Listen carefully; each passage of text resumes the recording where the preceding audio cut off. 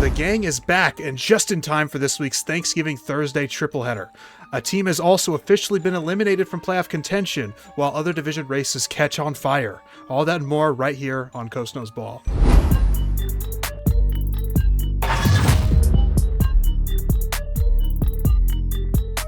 So these were my tier names last week. Wait, the F one is phenomenal. Show me the F again. F is for family F is because for fuck family. football. That might be your best one yet. This was last week's. I had all aboard. Yeah, A tier. I had cream and crap, and now it's crap and cream. Crap or and crap cream. or Crap cream. and cream. And now last week was cream or crap, and then football is fun. Again, last week. This one's pretty good though. F is for family because fuck football. Yeah, that one's better. And then affirmed. I don't know what else to put for A. A is kind of tough. I don't want to do awesome every week, you know? A. Do all What's right. another good? All right. Okay, You yeah, should you do- could do all right. You could do A is for apple. I was about to say apple. Just apple. The apple too. For Thanksgiving, what's an A word? Above mid. Affirmed Above isn't mid. bad. Because, like, they are affirming their greatness. But at least that's what I was going for. I like above mid. Well, bougie's above mid, though. Okay. Bougie is mid. The A one can be a phrase. It's gonna be, all right, this is watchable. Depends Or on is what that you not put it? there. Nope, that did not land at all. The Eagles Fuck are gonna me. Go in A tier, and it's not really watchable. All right, this is watchable. Is that what you said? Yeah, dude, we got like maybe 5 teams that are watchable above this season. Mid, yep. Above mid. Above mid. Above mid. It's gonna be our new. The hip hop community will jump all over that. You know. Or you could for C you could put center for mid. No. I got the perfect one. I win. Alternate ego. Alternate egos. Ooh, yeah. Put a 9 in parentheses 9. 9. That's for C tier. No, for A. For A tier. Alternate egos. How does that fit for A tier? It just sounds fun. Alternate egos. But how does that fit A tier? Oh, I mean because they like actually have alternate egos. They're like actually good. They like legitimate. That's what I'm saying. To be honest, I think it just sounds funny. I don't know if it fits. If the Okay. A tier was C tier, then I could see it. I think we can keep cream and crap. And then for A, actual alternate ego. What about that? That's better. How is that better? That just makes it Because longer. alternate ego in the NFL world right now, if you say alternate ego, we think of 9, and then it's the meme. Well, if we say actual alternate ego, we're like, okay, 9 is not a fucking alternate ego, and these teams actually do have an alternate ego. Too Does that make sense? much much explanation. I thought Sorry. it made sense. But it's an actual alternate ego. Could be like actualized, which is kind of like a merge between them. These teams are actually great. They've been actualized. But that's kind of just the same thing that affirmed is. Yeah. All right, Jacob, come back.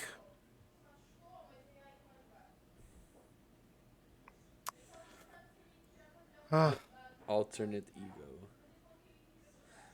Fucking F tier should be fucking JJ McCarthy. That's what it should be. Yeah. I was just going to the bathroom. I wasn't actually mad. I didn't think you were mad. I thought you were performing though. By sitting off screen for that long. No, that was just funny timing. I don't know. Whatever. It doesn't matter. We get the point. It's a fucking A tier, guys. A is for A tier. A is for A tier. We can do. No, there's no T tier. Damn it! I was gonna say Alvin, Simon, and Theodore. No T tier, unfortunately. Chipmunk tier. Yeah. I did remove Super Cursed because last week I had the Rams and Patriots up there, and neither of them lost. So maybe we got rid of the curse. That's when it comes back. Right? Yeah, exactly. It'll be perfect. Can we all agree that would be such a lame Super Bowl? Patriots Rams? Oh yeah. Mm-hmm. You think that'd be lame? I think that'd be like a shootout. Which is weird because they both have great defenses. Oh, as far as franchises? Yeah, I don't see sure. the Rams passing it well on the Patriots. I think, I do think the Patriots probably win that matchup, but at the same time, I mean, who knows? Like, that Devontae Adams is getting the ball in the red zone and nobody's been able to stop it. So, like, the Rams could just do whatever they want. I also do think that that's just poor game planning. I mean, they are not playing any sort of leverage on Devontae Adams. They're playing him straight up so he can go anywhere. It's the dumbest thing that you can do. You should always play that with heavy inside leverage so that way he has to go outside, so they have to throw the fade route and play the ball high. Do not let him catch it. It is not that hard of a job. I get it is that hard of a job because it's Devontae Adams, but like he only has 2 routes he can run. I get you, and it is about teams just not game planning. But my point is that, like, we know what's going to happen. It's super predictable. It feels like teams just refuse to do it. Similar to how teams refuse to play good defense against the Chiefs in the second half. Like, what the fuck just happened, Indianapolis? You know, stuff like that. But whatever. I'm not an NFL person in general on any team, so the world loves using that word. Yeah, guru. It's so funny. A league that is trying so hard, even PFF, trying so hard to make it an analytic sport, but then the same analytical people use a word like guru. It's super weird. Super weird. Right? It's all performative bullshit. That's what you should take away from about that. It maybe in the pod. Like there's just like this notion now that you can only succeed if your head coach is an offensive guy, right? Like everyone just kind of agrees on that now. Mm-hmm. Oklahoma's changing that narrative. Yeah, it's just like it seems like it's a. I'm not saying it's right. I disagree with it, but it just seems like that's the consensus right now. Like you have to have an offensive mind head coach. I mean, here lately it's kind of been that way. That's kind of the trend of the league. But I think we'll also have that natural wave where the water swings the other way, and eventually we'll have really good NFL defense again, and then offense is going to have to evolve, and such is how history goes. Right now, I think the offenses are having to adapt. I think. Oh yeah, offensive production is down all across the board. I mean, the yardage numbers are horrible. The fact that JSN is managing these yardage numbers in this season with the shortened distance while also being in blowouts where he's hardly playing in how he's special. How he's so good, dude. This is also where was he the first 2 years, dude? A lot more running backs producing, right? Because they're more dependent on right now. It's like running the ball is really effective to win football games. Much more effective. It's crazy. Yeah, running backs are more important. Starting off with the Arizona Cardinals. Wait, were you shooting already? Well, you guys started, right? I mean, I have my intro. We'll do that. Whoa, shit. Well, welcome to Coast Yeah, to we'll just cut. Fuck. Yeah, welcome to Coast to Toe. I'm Vitor. This is Jacob, the moron on the blue shirt. The moron in the red shirt is Vitor, and the moron in the black shirt is Anthony. Yeah, repping the goat house here. Goat house, and this is cats. Such a hard jersey, bro. Yeah, that's true. Yeah, dude, wearing that Go House jersey to a Chicago game, where it's the North versus the South, dude, that'd be so hard. Mm-hmm. Going with the boys. No, we know ball apparently. That's what we do know ball. That's right. That's what they say. I don't know who says. But no, you guys are totally right. And it says a lot about the league right now, where we look at specific teams and we compare them to other teams that maybe aren't as successful. The teams that are successful are the ones that are, generally speaking, able to establish the run quickly early on in games and use that as your backbone, which is how a rushing attack should be used in the first place. Teams like the Indianapolis Colts had such a great start because they were establishing the run with Jonathan Taylor, who is arguably the best running back in football this year. Detroit Lions, same thing. Jameer Gibbs has an argument for the best running back in football. The 49ers with Christian McCaffrey, although he also leads the league in receptions, which is kind of crazy as a running back to lead the league in receptions. But like, he also only had receiving touchdowns for the first 8 weeks. Yeah, that's right. So it just speaks to the importance of incorporating that element of your offense into your overall approach on the field. And it's weird that a team like the Patriots were so successful. They obviously started the season 1 and 2, but have not lost since. But they were so successful before the last month without establishing that run. And now that they're establishing that run, we can see just how much more dominant that they can be, not relying on Drake May to just make a play every time. So, yeah. I mean, if you just look at it 3 years ago, I mean, the really only relevant running backs in the league were Saquon, CMC, and Derrick Henry, right? Mm-hmm. Those are really big ones. Yeah, and it felt like a revolving door between everyone else. Yeah, that was just maybe a big 3, big 5. Now you can really say 15 really good running backs in the league. Obviously, you can split them in tiers, but there's at least, I can say confidently, 15 running backs who you look at and say, okay, this guy is a really good running back who can produce for you given the carries that you're supposed to give him. Right? Yeah. And we didn't have that 3 years ago. 3 years ago, it was like, okay, you have your running back for short yardage. Maybe he runs on first down. And, yeah, it wasn't as important as it is today. Right. And you look at a team like the Vikings, who, of course, have their own issues regarding the quarterback position right now. But I think a large part of their woes on offense is not establishing the run, despite a talented running back room. Yeah, that's also on KOC, though. No, that's what I mean. Yes, it's definitely a play 100%. calling issue, 100%, because it is a talented room. Aaron Jones and Jordan Mason are a very good 1-2 punch, I think, still. Yeah, Jordan and Mason doesn't have nearly enough carries. they're both good at different things too, which also just doesn't make sense. I don't think either of them are being utilized the correct way. Another team like the Cardinals, I get it. James Conner and Kyler Murray are injured right now, so you can't really run the offense that you want to at full strength. But ever since James Conner's been out, they have not established the run early in games, and voila, they haven't won since week 2. Or that's actually not true. They started 2-0. They only have 3 wins though. They've had 1 win since. Like that. They've clearly regressed. Right. Yeah. Mm-hmm. Talk about Devon Achane though, an anomaly on this because you were talking about good running backs who are winning, and I have a good fucking elite running back who doesn't. Yeah, that just like the Patriots are the exception to the rule with the good teams, it feels like Devon Achane and the Dolphins are the exception to the rule with bad teams.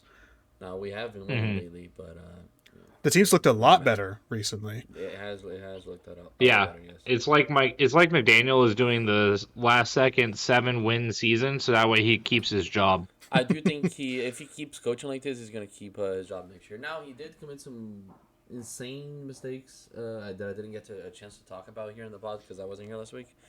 That Falcons game, Commanders game, some horrendous calls that if he has to clean up if he wants to coach Miami next year. But I do think overall he's been doing a better job, and I do think it's been shown that Chris Greer was probably the biggest one at fault. I don't like playing the fault game or the blame game. But, it does seem like Chris Greer was mostly responsible for it. Mm-hmm. Mm-hmm. But I'm not here to talk Dolphins, even though I have a big-ass Dolphins flag behind me. Well, why don't you talk NFL. Panthers? I mean, coming off a horrible loss here on Monday Night Football. I'm wearing the Panthers jersey. Yeah, Right? Another sport, but why not? Yeah, that's exactly why he brought it up. Listen, I was watching the game on the side. I was watching the Florida Panthers actually in the big TV and the Carolina Panthers in small TV. And when I saw that Brock Purdy had 3 INTs and the Niners were still waiting, I was like, yeah, this is just the most obvious 49ers win of all time. You cannot have 3 turnovers and be losing like that. It's Yeah. Still be losing the game. Yeah. simply unacceptable. There was I it didn't was have to watch And there was one where Purdy threw a pick and Bryce Young had the ball on the 20 and did not score. Yeah, no. So here's Unbelievable. the sequence of events that happened. So the 49ers march down, take like 9 minutes off the clock, and score a touchdown. It was like one of the most like just you're marching your shoulders down the field, 3 yards per carry, gritty football. I'd love to see it, But then right after that, the defense forces a 3 and out. It was really nice, good coverage, especially flow. on the back end. And then so we're like, oh man, we're rolling. They get pinned kind of like inside the 10. And I knew the first fucking play, the first snap of that drive, I'm like, Shanahan's going to play action here. He did that. Huh. And it was just a deep in route, deep crosser of some sort to Jennings. Straight to J.C. Horn. Well, okay. Here's the problem, right? It is a He says it was to Jennings, but it was really to J.C. Horn, the big number 8 for the Carolina Panthers. So yes, I don't like, number one, I don't like throwing to Jennings when the defense is in man coverage. I don't like throwing to J.C. Horn when the defense is in man coverage. But I don't mind the decision despite that. The problem is that the throw was behind. Panthers power play. And it went right into J.C. Horn's hands because, unfortunately, as has been the case in the past couple seasons with Brock Purdy, he throws such a catchable ball because he doesn't have the zip on it that it's very easy for the defenders to catch too. It doesn't have zip at all. If you look at highlights from 2023 to this season between his deep balls and the zip and the velocity that he throws with, there is a clear drop off in velocity. And I don't know really why that's the case at this point, but it's obviously measured. Mechanics issue, but why? No, yeah, exactly. It's a very measured difference though. And that is, I think, that's the biggest reason why 3 interceptions were thrown in this game. No, that's one, it's the lack of zip. And then the second one is he's late. He's late on all 3 of those throws. And for someone who has been so successful because of his anticipation, I think the biggest concern going forward is not that he threw the interceptions. If he throws interceptions on good thrown balls, okay, so be it. That It happens. you have a bad game every once in a while. And he's allowed to have a bad game too. Don't get me wrong, but it's very concerning when these are not throws that he's anticipating. These are throws that are late because he's not processing the field fast enough right now. I think a lot of defenses are creating really good coverages for the middle of the field that we were able to carve up 2 years ago, but now that defenses have been able to adjust and we don't have a guy like Ayuk on the field and we probably won't have him on the field anymore, it becomes an issue. He's such a bum. That's a whole other can of worms there, but yeah, so just Brandon, real quick. you make millions of dollars. I have an apartment and my fellow co-hosts are not millionaires. But you're a bum, and we're not, man. Yeah. Sorry. Yeah, there we go. Yeah, that's an unfortunate situation. I don't envy either position, frankly, but I will say, for someone who signed a $30 million contract to not attend team meetings and get it voided in the offseason, like this story just broke now, but the contract was voided in August, because he wasn't attending team meetings and he wasn't present. Exactly. That's kind of what it seems like. And so I'm glad that it ends up getting voided because then the 49ers can use that money. It's not, they still have to pay specific guarantees, but they don't have to pay the full guarantee or the full portion anymore. And so that is really positive. Playing for the bag, right? Like, unbelievable. It feels like it. It feels like obviously he wanted to be traded, and the team just didn't trade him. He could still get traded. I doubt any team will try to trade for him because he'll just wait for a post June 1st cut and then get him for free. So we'll see what happens with that. I'm not too bothered. I mean, the offense still operates at a decently high level without him, and I think that's a good thing to see. It's reassuring, I guess. But real quick, going back to the interceptions, so they're late and they're lacking zip. No zip.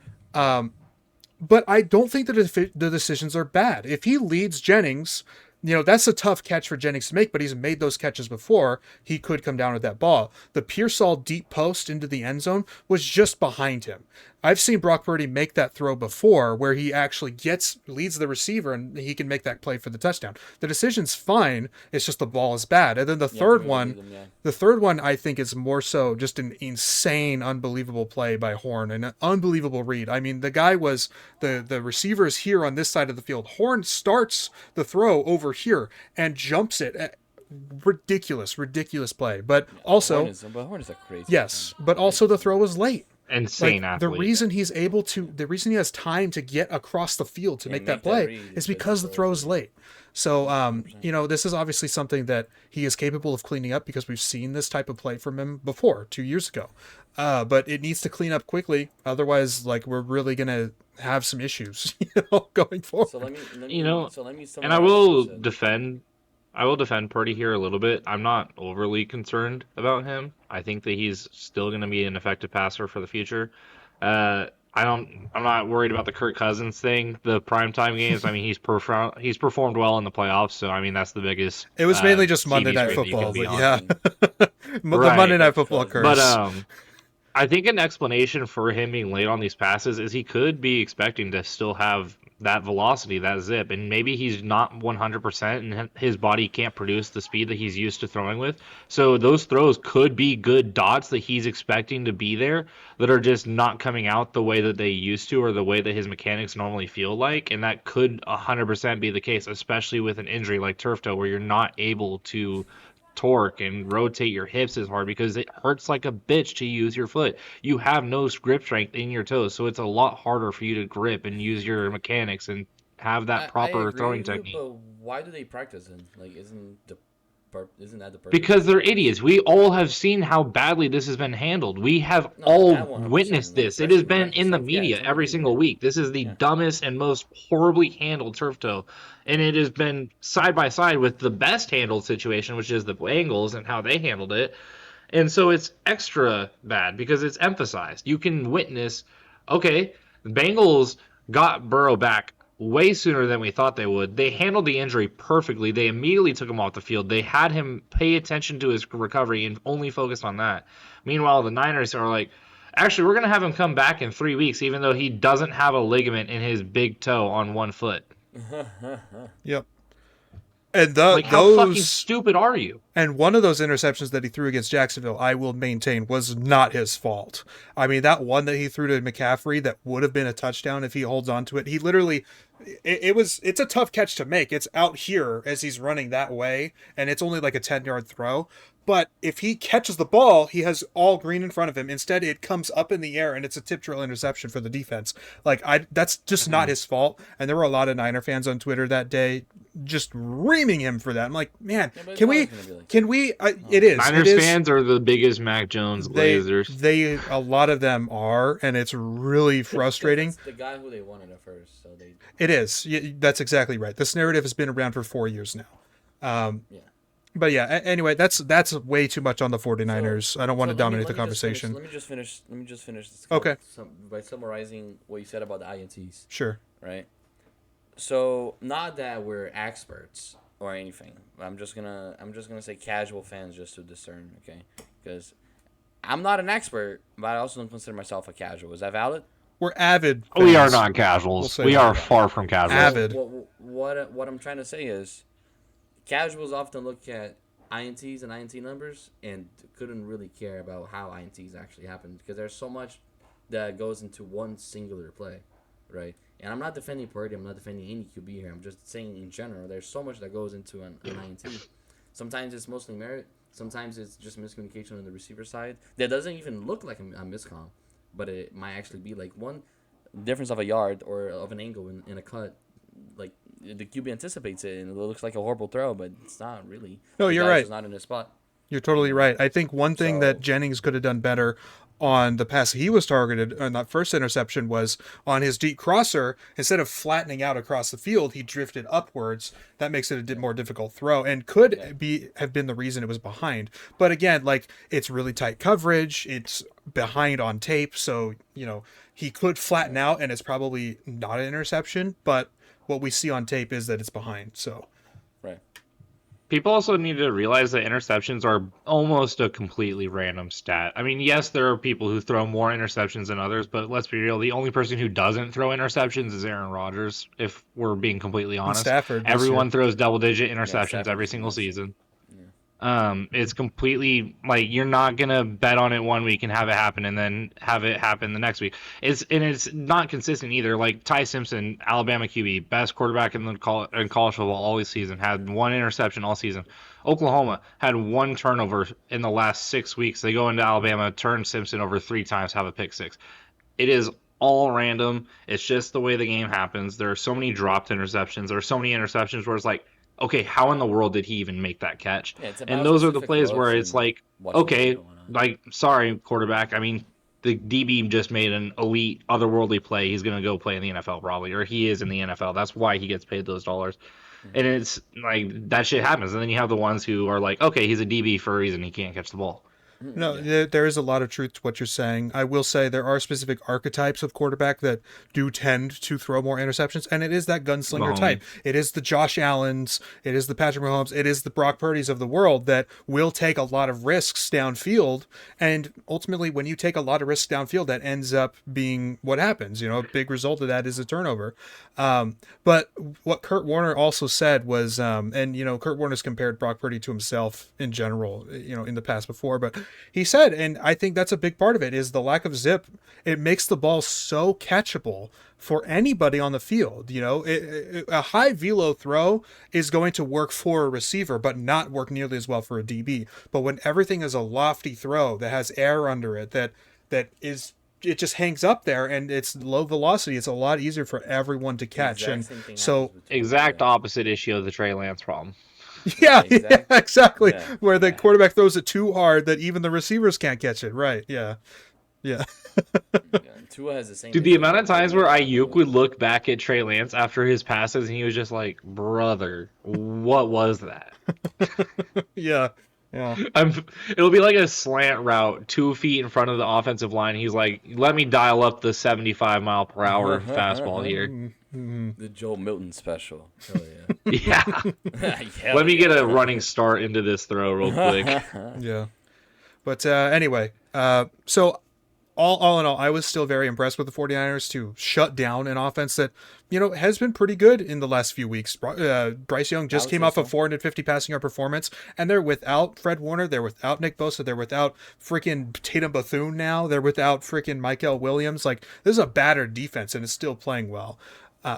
Oh, you talking about the Niners just reminded me of a story. Can I tell it right before we get into the tier list? I'll make it short. Yeah, go ahead, right now. Yeah. So this happened last night. I was serving at my place of employment, you know, not gonna be there too much longer. They're to real quick, my GM who makes 6 digits, I won't say the exact number, makes 6 digits annually, is going to be serving during the month of December, which is obviously the most lucrative money month.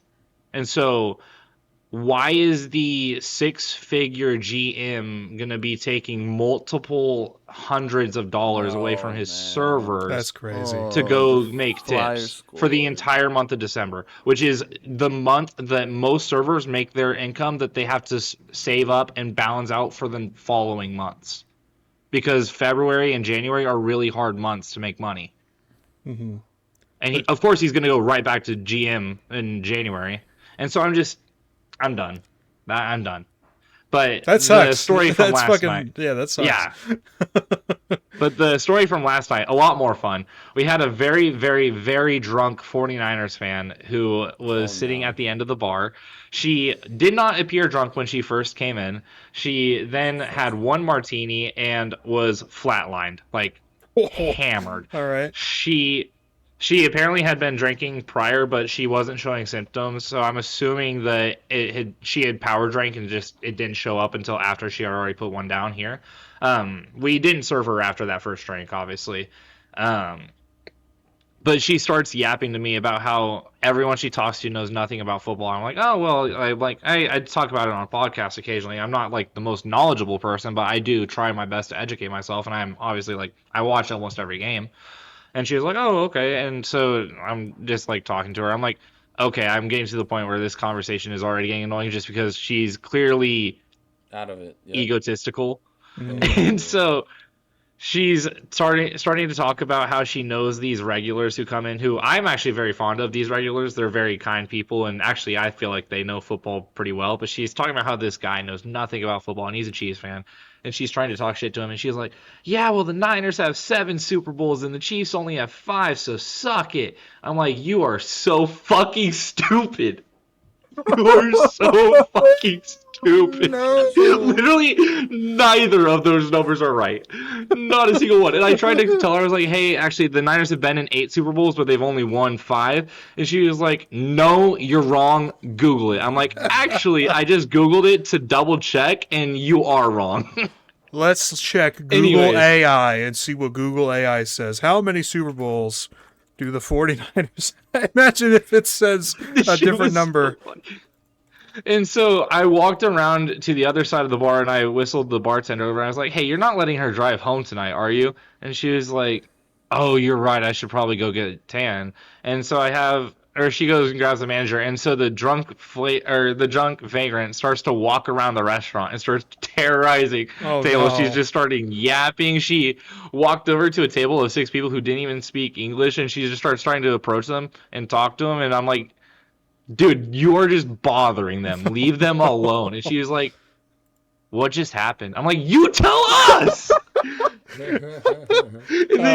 And then we were trying to like, okay, we need to settle down. Like we called the cops, obviously, but we're just gonna try and get you home. You're not gonna get in trouble. She was like, fuck you, I'm suing. This is horseshit. Nice. You're a piece of shit. I can't believe I ever thought you were cool. Talking to the GM like that, because she's known the GM for multiple years, and the regulars that she knows are very like VIP regulars at at our restaurant. They are well known, like important people. And so to have this level of an appearance at the restaurant was definitely a fun one. Nice. She's representing the fan base well, I'll tell you. Yep. Holy Oh, yeah. shit. She and Grant Cohn both, man. Yeah. There was this other fucking page that I was beefing with on during the game. Another brief story real quick.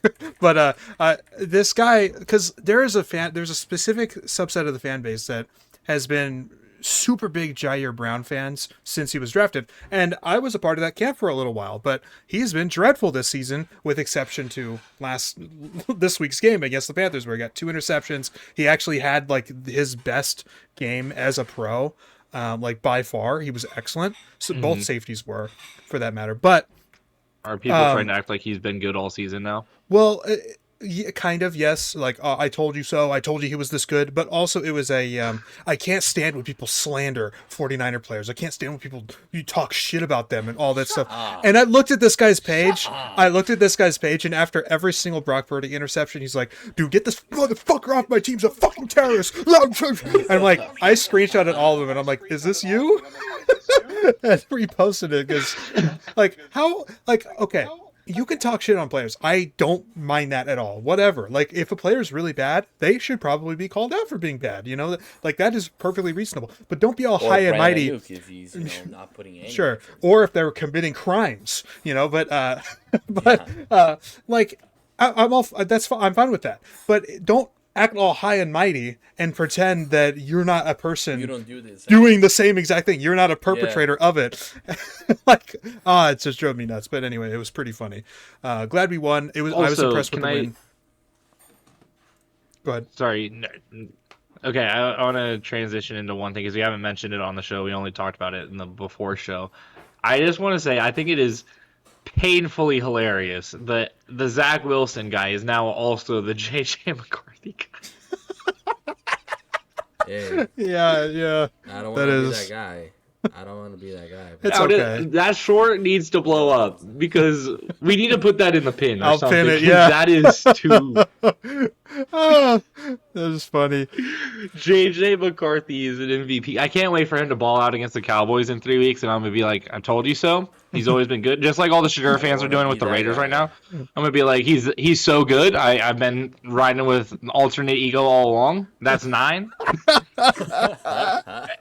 Yeah. And then he's gonna go against the Lions the very next week and lose by 40. This is by far one of the easiest or one of the funniest, if not the funniest, fucking meme that coming out of It the really NFL is. for like years now. And it has to be. Part of what's so funny and depraved about it too is that Shadur fans are making it a race issue when everybody is calling JJ McCarthy Everyone is cringe. clowning JJ. Everyone hates McCarthy. Like nobody cares about his 9 like Nope. literally. And people are out here pretending that like people are calling it swagger or If anything, confidence. is it crazy to say that most people would probably pick Shador over JJ McCarthy right now?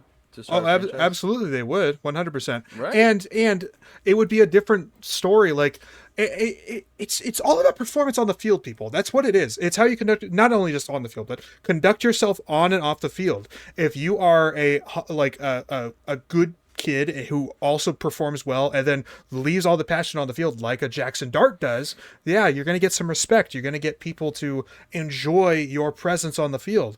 But if you are Jackson Dart going deserves the right, respect that he's but getting. if you're going to be egotistical and play like shit on and off the field, yeah, you're going to be clowned like JJ McCarthy does. If you are going to be riding the bench and then in your first career game you make one decent throw and then everything else is pretty bad, but then you also mime and complain to reporters all season, and you also decline to get drafted by a team 2 rounds earlier to extend the drama on draft weekend. And then in your first interview post game, you're talking about how it's your future with the Browns and how they like you're already penciling yourself in as the starter for next year. Like, how fucking arrogant are you? You're a 5th round pick, dude. Right.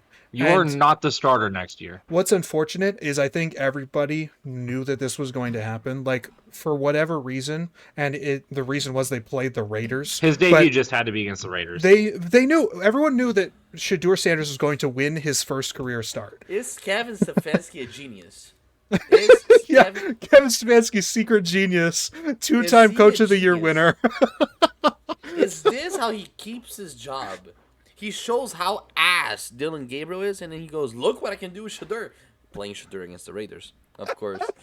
No, Stefanski definitely does hate Shadur, dude. I mean, the way that he did the game ball giveaway, he was like, we had a great game, you know, and took care of the ball. Want to go ahead and give the game ball over to Myles Garrett? I It mean, was so funny, bro. this guy's hey. this guy is going to break the sack record within the next 2 weeks. So it's He doesn't fair. need the extra game, and he's doing it for the Hey, worst he team could- in he football. could- Well, he not could the worst team in stop playing football. right now, and he's the defensive player of the year. Like, it's Oh actually yeah, not even funny. 100%. It's actually not even funny. But he is going to break the sack record. And- He's playing the Niners this week and then the Titans next week. Like, Oh yeah, it's wrapped. Fuck. Imagine that against the Niners, right there. yeah, no, really. Yeah, there is a reasonable like projection. There's that going to be he a D could hit lineman pick 30. 6 because he's going to sack Purdy into an interception. Maybe, yeah, that would be pretty funny, honestly, if that happened. I could 30, see how many Niners games Twitter blow left? up. No, he could legit hit 30 sacks this year. I believe it. How many There games is a left? reasonable projection. What do they have? They have they already had their bye, right? So 6.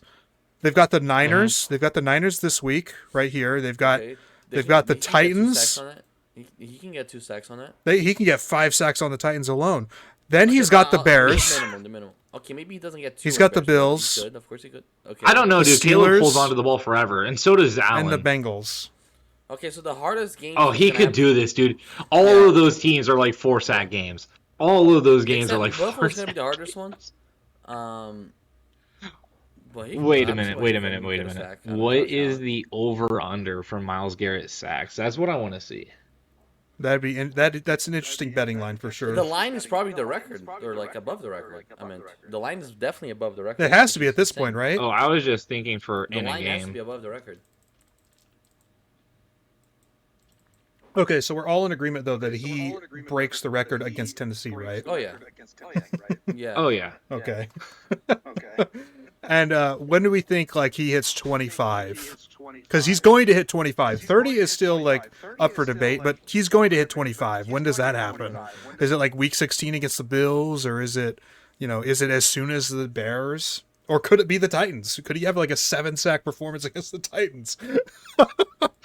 Why not? Not out of the question, right? Why not? Crazy stuff. What a world. I will say I do find it kind of crazy that the Niners are only 4.5-point favorites against the Browns. I think the Brown hype is fucking horrible. You want to know the Niners why? are going to win that game. You want to know why? Weather is a huge part of that game. It's going to be raining, potentially snowing during the game. That's the forecast. And Kyle Shanahan has historically struggled against Jim Schwartz defenses. And the last time they met up, the Browns actually won that game in 2023. Granted, different teams, but the defense is still largely the same. So there is a lot actually that would like incline you to think that the Browns could upset there. Mm-hmm. I guess that's fair. I think Shadur is going to have a bad game. I don't know. I don't see the guy playing well anymore. It's not the Raiders every week. Well, he didn't even play well last week either. He had the one he had the one home run throw that ended up not being a touchdown, which was wide open. Yes, but it was a good throw. I'll give him that. It was a plus throw. It was a throw he needed to make. It was downfield. It was a home run ball. Great job. His first touchdown pass was a swing pass to Dylan Sampson that went for 66 yards. So like, how much are we going to credit him for that one? Like he didn't play well. He just had a couple of flashy moments, and he deserves praise for those flashy moments for sure. But no, overall, it was not a good performance. Overall, it was a very bad performance in relief of Dylan Gabriel the week before. Mm-hmm. But yeah, so I guess since we're talking about storylines, we can speed round through the power rankings. But if there are any storylines that we want to talk about before we even get to the tier list, because then we could just, once we're done with the storylines, we could just vomit our tiers onto the teams. But yeah, anything else we wanted to really talk about from last week? I think that was it. What was also eventful last week? The Bills lost, didn't they? I did. I did have that. I did pick the Texans in that one. It felt like a matchup for the Texans, despite the CJ Stroud being out again. Not that the Davis Texans Mills, own the Bills at home. They Weird. have in recent years. It is the best defense. It's not just recent years, dude. It goes back like over a decade. Oh, really? Okay. But it's at least a top 3 unit in the NFL that has been great at creating pressure quickly. And Josh Allen this season has, it's been a bit of a down year. He's still great, but he hasn't been playing as well. And especially when he's under pressure, when he doesn't have any receiver help, basically, it's Khalil Shakir and nobody else. And even half the time, Khalil Shakir is not even on the field because he's really only there for specific packages. It just felt like a matchup for the Texans, and that ended up being the case. I actually had a really good week in pick'ems. Looking back at it, actually, you can believe me or not. I get it. It sounds crazy, but I filled out the rest of the season and like what I would think. I posted it in the Discord, like the playoff bracket and everything. And when I did that, I had filled out a perfect week 12. And when I went to do my predictions on Wednesday, I changed 3 games. I changed to the Colts, I changed to the Cardinals, and then I changed to the Saints. And those were the 3 games that ended up being incorrect. But everything else, like, I would have had a perfect week if I didn't change picks. So I was a little proud of myself there, but also like beating myself up over changing those picks. I wouldn't be too upset. The Colts are fucking choke artists at this point. How do you lose a 1-score game to the Chiefs? 2 of those games went to overtime, so it wasn't like horrible takes. Yeah, two went to overtime. I was just being sarcastic. This one was bad. I felt the Saints. I had a feeling it wasn't really logical at all, and they got their asses kicked. Good. Do not let Tyler Shuck have that job. I swear, Mickey Loomis, if you do not take a quarterback. It's kind of funny actually because I felt like for like 2.5 to 3/4 of that game, the Saints actually outplayed the Falcons, but they had some ridiculously fluky like turnovers and then 2 missed field goals and like just really stupid stuff happening to them that kept them off the board. Like every time I saw them with the ball in the first 3/4, they were in the red zone. I'm like, how the fuck have they not scored? You know? Like it ultimately ended up being an ass beating for Atlanta, but I didn't feel like they really earned it. It was kind of crazy, but you know, you Shout lose by out to the multiple Eagles scores. for choking a 21-0 lead. That was a big That one. is never not going to be funny. Yeah, that was another big one. I really like how the Dallas. It's not even really just quality of play necessarily on defense, but it's the rigor and the vigor that they're playing with. They feel more into the game right now, and I think that's a big, really important aspect of winning games down the Well, stretch. also to allow 21 points on your first 3 drives and then to shut them out after. It just shows amazing poise, great effort. Obviously, they are fighting for Brian Schottenheimer. I mean, he's clearly a player's coach. I mean, they love him down there. It's apparent. Yeah, and So, they're going to be fighting great for a job wild from him card and his spot. defensive staff. You know, they're on the outside Just looking because of in the right now, NFC, but though. yeah, a little Although, top heavy there. The JJ McCarthy guy wants to give himself a pat on the back for saying that the Ravens are going to win that division like 6 weeks ago. Yeah, I said it was going to happen. yeah. I do feel like though that was kind of a popular take. Like a lot of people, I think all three of us to varying degrees foresaw like, man, they're 1-5 and that's brutal. But like Lamar's coming back this week and like Yeah, but at that point the Steelers were 5-2. they were, and so I can definitely see why some people pushed back, but certainly not out of the question. And don't they have 2 matchups against the Steelers remaining? It I was. thought they just beat the Steelers. No, they got No, 2 of you're them right. coming up. So like, considering all that stuff in play, Oh, the like Steelers it felt are wide fucked, open. dude. Still. Look at that back-to-back matchup. Bills off the mini bye, Ravens off the mini bye. That's It's not an easy schedule for the Steelers going forward. They got the Lions in 2 weeks. It's not a gimme All anymore. of those Yeah, games especially are very on losable. primetime The Steelers football. could go under 9 wins easily. Yeah, it really They fucking very well deserve could it. happen. I'm so sick of the Steelers, bro.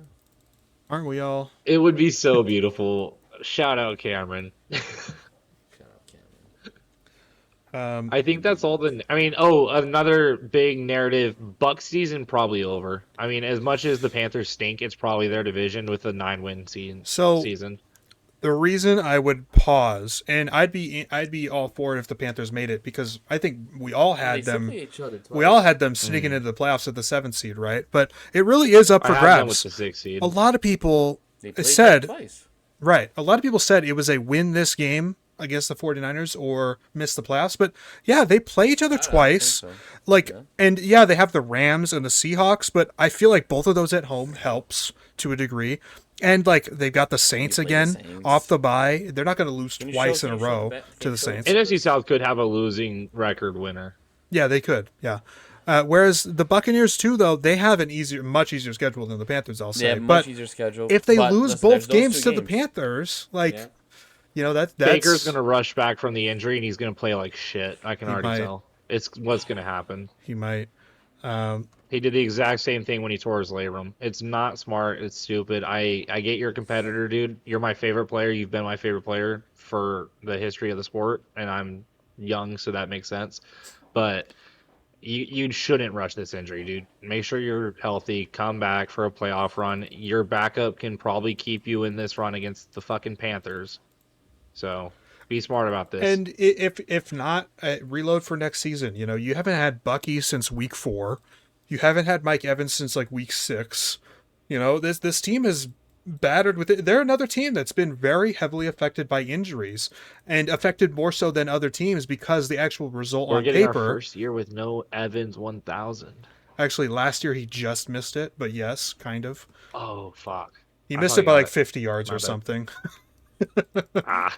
But yeah, so you know it's tough circumstances, but again, it's kind of a cakewalk schedule. They've got the Cardinals, the Saints, and the Falcons, 3 straight at home, and then the 2 Panthers games are up in the air. The Dolphins are tough out right now. Like, you know, they could wind up winning 4 of these 6 games and still winning the division. You know, that's certainly Not out of the question. I think both of these teams are capable of winning the next 4 games.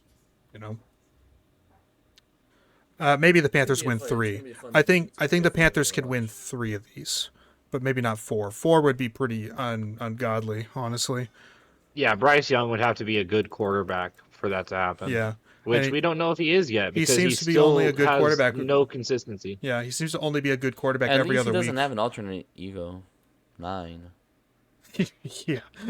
it kind of has been almost every other week. Like against Miami he was pretty good, especially in the second half, clutch. You know, he was decent against Dallas, not very good against the Jets, not very good against the Bills, actually pretty bad against the Bills. He was okay against the Packers, not good against the Saints, excellent against the Falcons, not good against the Niners.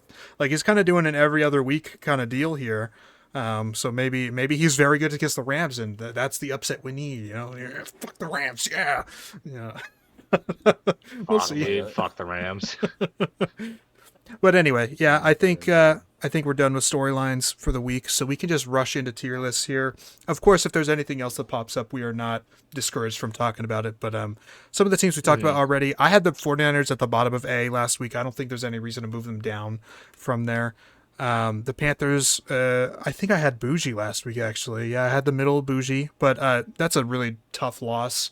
I think, you know, maybe top of crap or cream is probably Pretty reasonable. bad loss, dude. It was pretty bad, yeah. Yeah. I would say top of C tier for now. That's about what I was thinking. The Rams, no reason to move them off of... Actually, I don't think there's any reason to move either of the top 2 teams off of S tier. That's what I had last week. If you guys agree with that, we're cool. Who else have we talked about a lot? I mean, there's teams who just don't really move, right? Like, what Right. did you guys have the Broncos last time? A tier? Broncos were an A. I think I had them above the Niners, yeah. Above the Niners and Bills. As much as I distrust this team, it's, you know... It's Wait. kinda hard not to put Go them back there. to that. You dipshit. You had the Eagles above the Broncos? Yeah, I did. Going into last week, I did, yeah. Not by much. Broncos country, man. They're coming for you, dude. Yeah, they might be. You're right. I still call gonna them get a first-round crucified. exit. I'm not changing it. I'm probably agreeing still, but that Chiefs Wait, game what did happened? give me pause because I really, really loved how that defense came together in that game. And I think this defense is capable of winning them a playoff I game. just refuse to believe Bo Nix is going to go deep in a playoff run. Well, you can win a playoff game and still not go deep. You know what I mean? Okay. I refuse to believe they go past the second round with Bo Nix. Oh, yeah, no, they are That's fair. not getting past the divisional round. And if they do, it's because they got a first-round bye because the Patriots imploded. Something like that. Yeah, could happen. While we're on the topic, I did rank the Bills already from the Bills-Texans game because I recorded on Friday. Yeah. So I had them still in A, but I mean, I want your guys' input from that too. Like, if we think that they just haven't quite played good enough football to still be an A, I can hear that argument. See, the Bills are the inverse of the Panthers. They're a good team that is just being inconsistent at weird times. The Panthers are a bad team that's being inconsistently good at weird times. But yeah, no, this team is just they've beaten all the good teams. They just are losing to backup quarterbacks in weird situations. I'm not putting too much investment in this loss. This loss really doesn't change how I feel about the Bills. They're still above the Niners in my opinion, but below the Broncos. yeah. I would put them below the Niners personally. All right. Well, this is how I had them last week, and Jacob agrees, so we're just going to keep it there. The Texans, who they played against, I actually moved up to cream and crap, and I think that they're gaining some steam.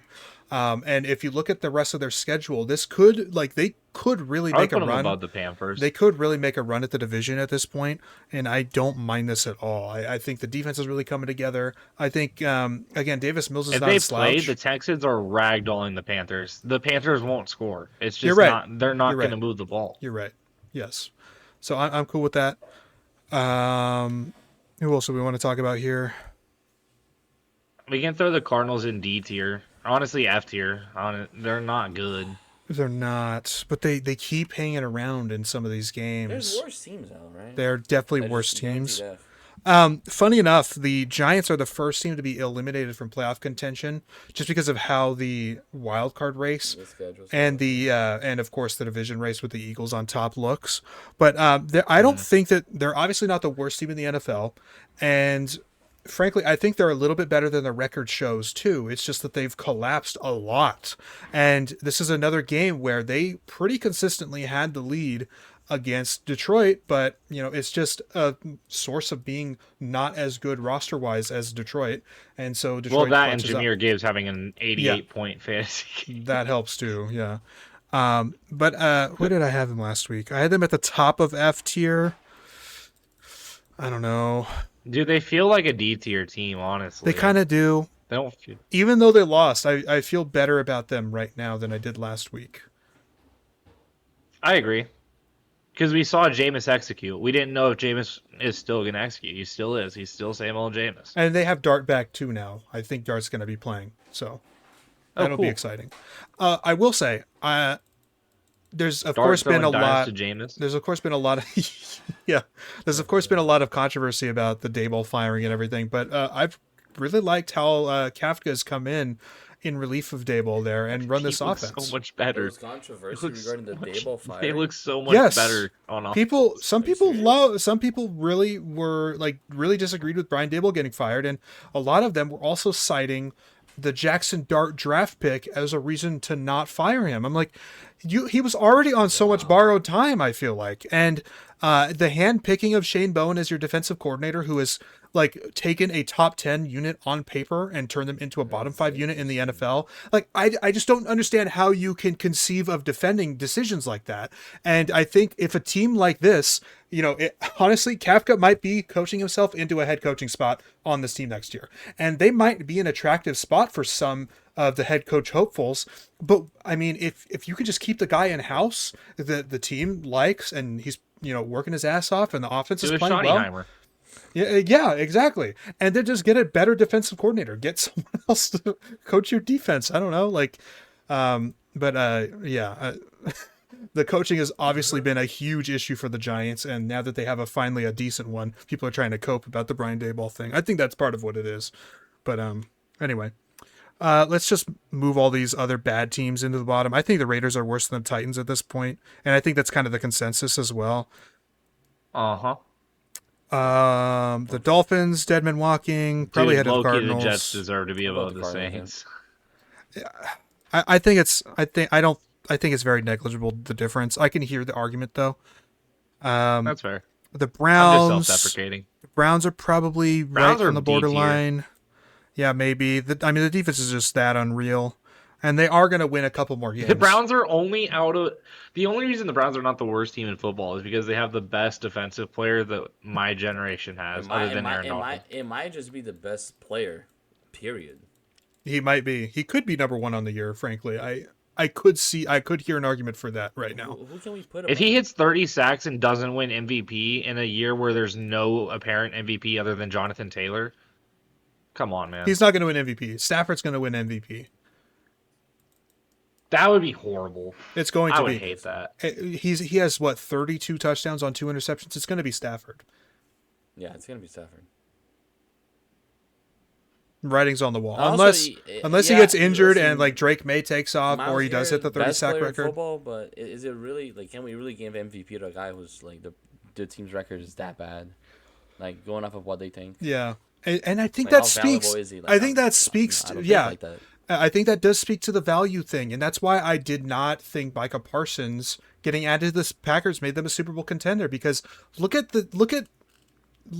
Myles Garrett and look at him recording 5 seconds against the Patriots, for instance, which he did do. Is this you exposing the goat house for the edge rusher as the most valuable position in football besides quarterback? I think having a great edge room can win you games, but when it's just one guy, I don't think it does much. Because Myles Garrett literally had 5 sacks against the Patriots, and they lost by multiple scores. They're losing most of their games despite someone breaking the sack record and smashing the sack record this year. Sacks can be very relative. Sacks are not guaranteed to be drive-ending. Of course, but it's also Myles Garrett. You know what I mean? No, I know. But that's why I say that this is not individually an important position. It is as a unit very important, similar to the offensive line thing. You're only as good as your unit type of deal. But Right. I don't believe that on an individual basis these players are providing wins, because he can have 5 sacks in a game against the Patriots and still lose. I think there's a lot of truth in that because, like Nick Benito at Oklahoma, 3rd-round pick because he didn't have anybody else with him on the D line. Look at him now. Would have Yes. been Defensive Player of the Year if fucking Myles Garrett wasn't Yes. around. What, he has like 15 or something like that this year, and he's Yeah. balling out. And the reason his team's winning is because he has a ton of great other defenders around him. They don't even have to have PS2 on the defensive backfield for them to win games. You know what I mean? So yeah, I will push back against that. I don't think that one single edge rusher is valuable to a team. To the level of the Micah Parsons trade. Absolutely, yes. Okay. With that frame of reference. So another fun team that could be, I think we slot in at B tier, and honestly might be the top of B tier at this point. But I'm gonna say Baltimore Ravens. We need to throw them up there in the bougie. I already had them toward the top of B last week, and I'm with you. They're not the most like fun or convincing of good teams so far, but I think that the win streak speaks for itself. I think that the players are going to only just continue to play better and synergize as the season goes on, and they're going to win this division. So I'm with you in B tier. They were my preseason Super Bowl pick, and I'm sticking by it. That would be something. Yeah, a good storyline. Start 1-5 without your quarterback and go to the Super Bowl. Lamar finally overcomes the hump. Yeah. All right. Who else do we want here? Well, we could just go like in order of what I had last week. Seahawks, Colts. I Throw also the had an A Seahawks tier. up there at 3rd place. They're still there. Yep, I agree. And then the Colts, they lost again. It wasn't the worst loss in the They're world. below the Broncos at this point. Yeah, I think they're not as potent on offense. I think a lot of teams kind of know what they're trying to achieve and trying to accomplish, and JT is not as efficient because Daniel Jones has also not been as efficient operating the passing game. There's been more mistakes, more turnovers. I still think that this is a good football team. I still think that the defense is capable of containing opposing offenses, giving the Colts a chance to win. But certainly the division feels a little bit shaky right now. They still have 2 matchups against the Jaguars coming up. And, the way the Jaguars have been playing recently, that could be up for grabs. The way the Texans have been playing, like, you could have a 3-headed race for this division when it did not look that way, after 5 weeks. Right. Who else did we have up here in A tier? We had the Eagles. Yeah, the Eagles were the only other team in A tier here. I mean, they lost again. It was a really tough loss because you gave up 24 unanswered. The offense just cannot be consistent. The defense is still good, but again, you gave up 24 unanswered points. At some point, you got to make a stop. The special teams is kind of rough as well. That fumble was pretty insane. Did you guys see the play for the effort from that guy who forced the fumble, Clark? It was insane. He gets fucking destroyed. Dude, it's been all over media. He literally gets flipped upside down twice. He has Then immediately knows where to run. Mm-hmm. I would be like, okay, where am I? And he is immediately bolting in the direction of the punt. It was an awesome. Knows exactly what to do. It was an awesome football it's play. such a great play. Yeah. It's way better than the DK play. People glaze the fuck out of the effort of the DK play. This shits on that. Right. Sorry. So do we want them still in A tier? I think they'd probably be below everything else in A if we kept them up. Everything, yeah, below everything in A, but I do think still. Yeah, bottom of A. Okay. How about the Cowboys then? That's the definition. Bottom of bougie. Bottom of B or top of C, I think. I had them in C last week. They're Gotta definitely high C, B though. tier, I think. Okay. Yeah, I think I'm okay with low B. Falcons I had in D tier last week. They won this week actually. So not Above the the worst Cardinals, result below the ever, Dolphins. but yeah, probably still stuck down there. And they don't have a fucking first round pick. they don't have a fucking first round pick, and this team so desperately needs their top 10 pick in this draft. I can't believe it. What a man. mishap. The front office of this team But their is edge just a rushing disaster. duo. Their has edge rushing duo. Yeah, right. though. That has had no footprint on this defense whatsoever. It's wild, man. And what's even worse is you didn't need to trade the first. You traded the first to trade up like 12 spots in the like pick 22 or something. It was dumb. Yeah. Dumb. You could have got a second. You could have done that with a second and a third and not gave up your one. The Rams would have taken. They offered the one. You know they offered the one. The Rams were not greedy enough to be like, nah, it's going to take a one to move down 12 spots. The Rams are reasonable people. They've traded down for much less. You could have, if you also that's wanted crazy. a lengthy defensive end, you could have just taken him with your first round pick and then taken another Jalen Walker type in the second round and not traded up at all. I mean, there's that possibility Like too. Carson Schwessinger. But anyway, Well, not Jalen Walker type, but Carson Schwessinger is much better off-ball linebacker. yeah, as an off ball, absolutely.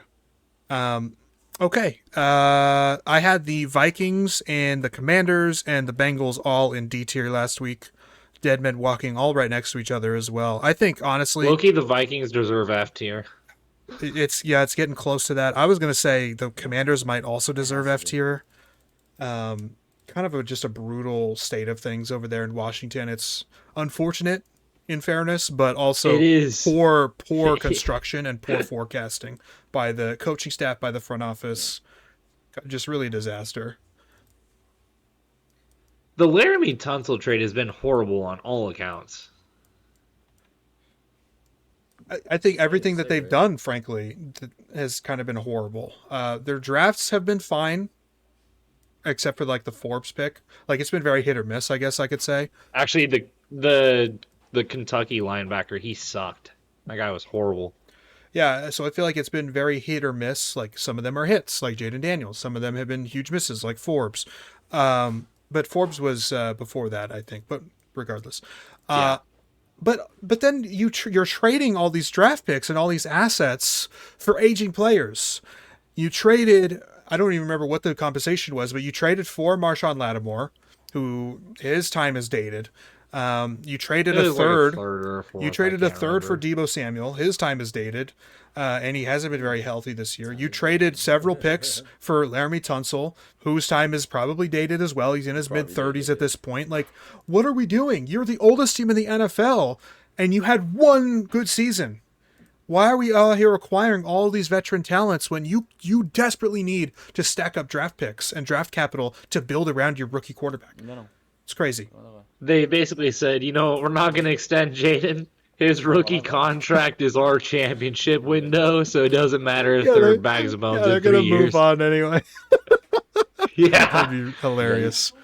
Hi. Yeah, if you my mom is going to wrap my dad's Christmas gift live on the podcast. Oh, let's go. Yes. Round of applause. Let's go. Let's bring it out. He's not gonna watch this. Let's bring it out.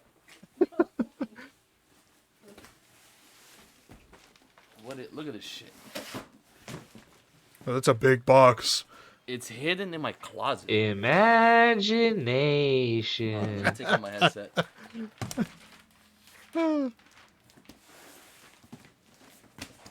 Wow. I swear, there's a box in the box. Can you guys see it?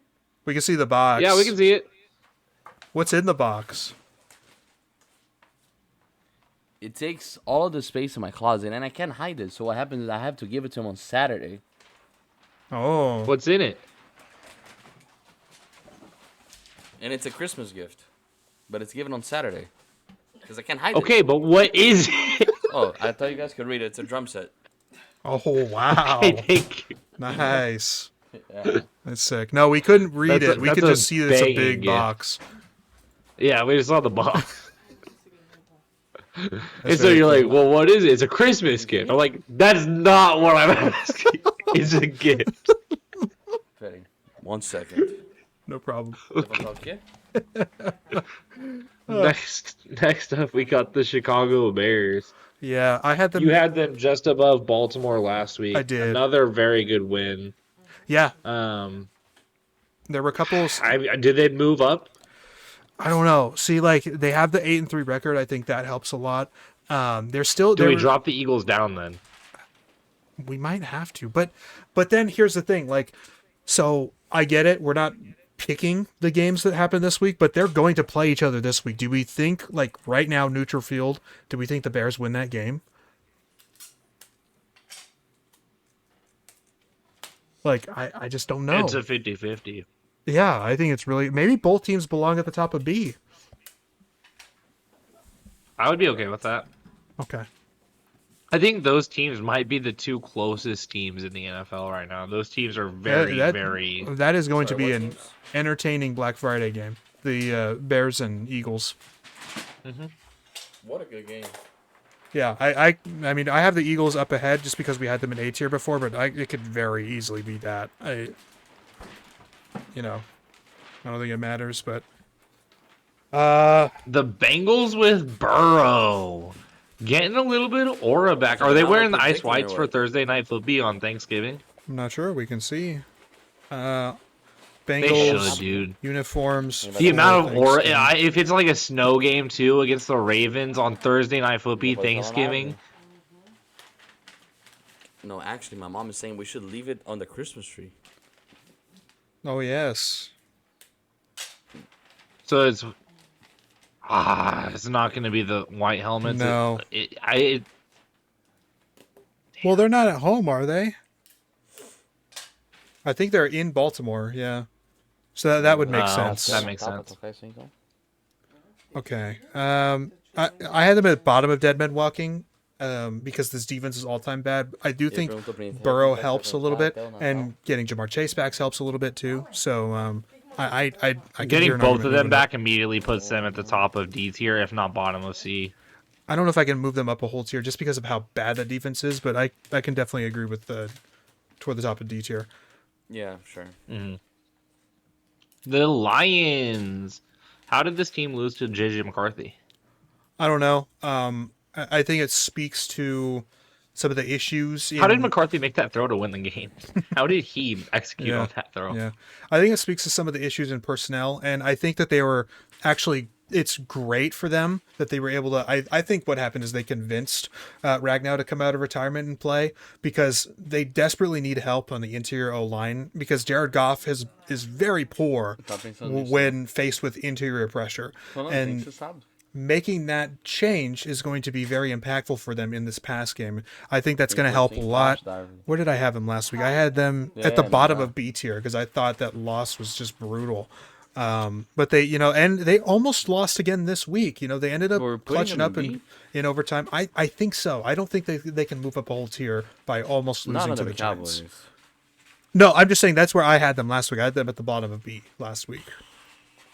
But it's funny, but I have to agree. Like, I want to say A just because how much I like the Lions, but I can't sit here. They're and not say an they're A tier team. I can't sit here and say that right now. That's I don't crazy. think so. I would say they're right above the Ravens. Yeah, I think that's fair. Packers, Even that, but sure. They have to be Packers? below the Bears. The No, Bears sure. are winning the division right now. No. I meant the Ravens. Are they even above the Ravens? Yeah, probably. It's more of a close one. They beat the Ravens, right?